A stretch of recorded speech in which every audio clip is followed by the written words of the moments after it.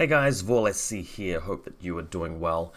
Look, it's about time that I talked about Code 1. This is the new thing from VaulSC, and about time I put out a video about it. I probably won't be doing a lot of Code 1 content. We'll talk about that soon, but I at least should say a little bit about it and explain to people who are completely oblivious as to what Code 1 actually is. So, Code 1 is the smaller version of the Infinity product, designed by VaulSC, where they've got this big, tabletop war game played by a lot of people, and it's a very complicated, game with a lot of stuff to it, and a big hobby for a lot of people, including me. Then they've got a smaller version of it called Infinity Code 1, which is like the starter version, the entry-level version, the simplified version of it, which is designed to help new players get into it. One thing that VaulSC has struggled with over the years, and that they're obviously coming to terms with and planning around, is the fact that one thing that's put off a lot of people from getting into Infinity is how daunting it seems when you first start. There's so many rules, and some of the rules are so complicated, and there's so many factions, and there's so much of this and that. And a lot of people feel like that's such a steep learning curve, too much of a hill to climb, so they go and play something else. And obviously VaulSC doesn't want that, so they're looking at strategies and ways to make the game more accessible to people, and this is one of their answers. I think it's a good thing. I would have done the same thing in their sort of their position, maybe something similar to this. So thumbs up for me. It's a positive thing, and it's a good thing that we've got Code 1.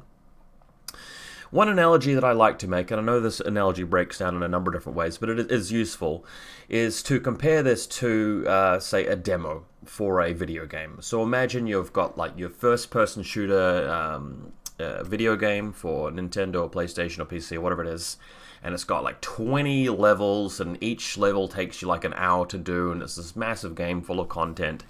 And the developers of that game release a demo where you can only play the first one level. The good thing about that is that they can give that away, and they don't have to charge money for it, and players can test it out, and it will give them a feel for how the mechanics work, how the shooting and the movement works, and the atmosphere and the environments, and give them a sense of what it's like to play that game, but without giving them all of the content. Like, there's still another 90% of the game left to play out. So in the same way, Infinity Code 1 only gives you a small part of Infinity. So you got all of the rules, and it gives you some of the rules, the most fundamental ones. There's all of these factions in Infinity. It only gives you 4 of them in Code 1.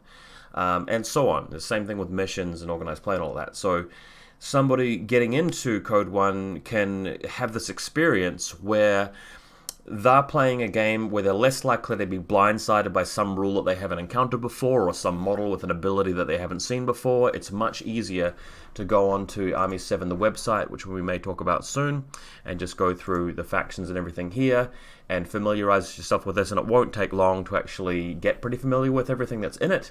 So when you're playing, it's not like somebody's going to come out of left field with a hacking program or a really weird nuanced ability that you've never encountered before, if you just gain a little bit of familiarity with Code 1. And a lot of people like that. They like having an experience where they're less likely to experience some sort of gotcha moment.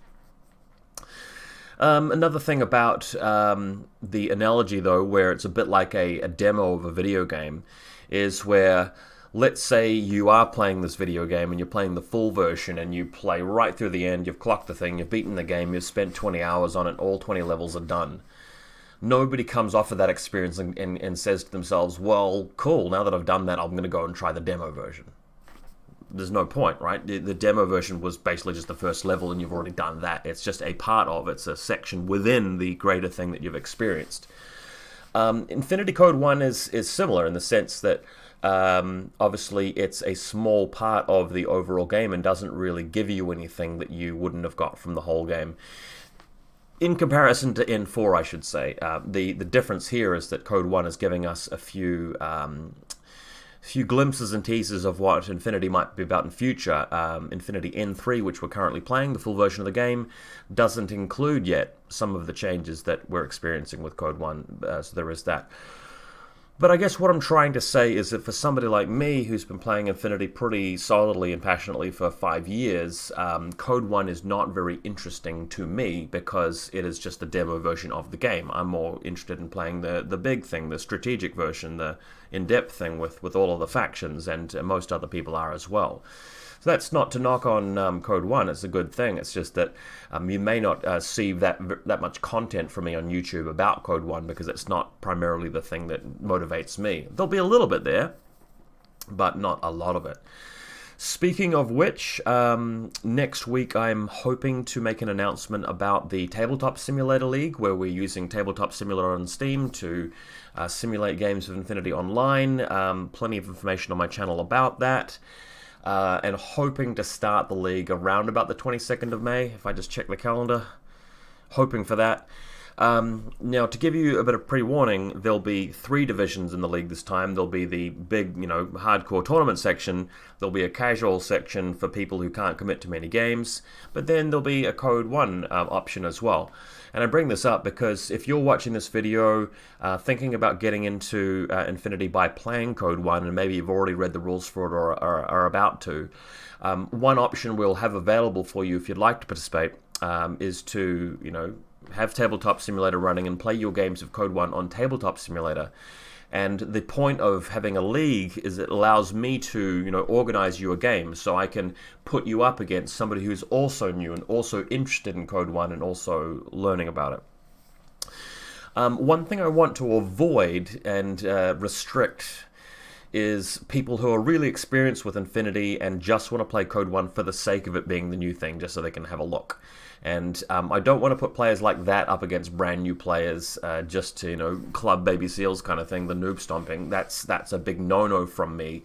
But one thing I might do, haven't fully decided on this yet, but one thing I might do is in the sign-up form for the league, I may include a question option there for players who want to optionally put their name down on a list where new players, can choose you off that list if they want you to come along and observe their game and give tips and explain how the rules work and help them. So I know that a few of you might be interested in that. There may be some new players who would rather play against somebody at their level who's also new, but doesn't want to fumble through the game without really knowing what they're doing, and would like to have an experienced person with them to give them some coaching and explain, how the rules work. So you've got 3 people essentially. You've got the 2 people who are new and are playing each other. Then you've got the 3rd person who shows up into Discord voice chat and helps you out. And I would hope doesn't do too much backseat gaming and telling you what decisions to make, but more so just chips in when the rules need to be explained. So if you're the kind of person that's willing to help out with that, then great. We'll talk about that a bit more in the next 2 weeks. So coming back to what is Code 1, if you are absolutely fresh with this, check out the 2 links in my video description. One of them will take you to this PDF here where the rules are contained. Obviously there are still a lot of rules, but like any tabletop wargame, Infinity is the same in the sense that wargames are really difficult to learn, but easy to master. It's the opposite of chess and checkers, where it's easy to learn, difficult to master, because the rules are very simple, but it's hard to solve the game at a high level.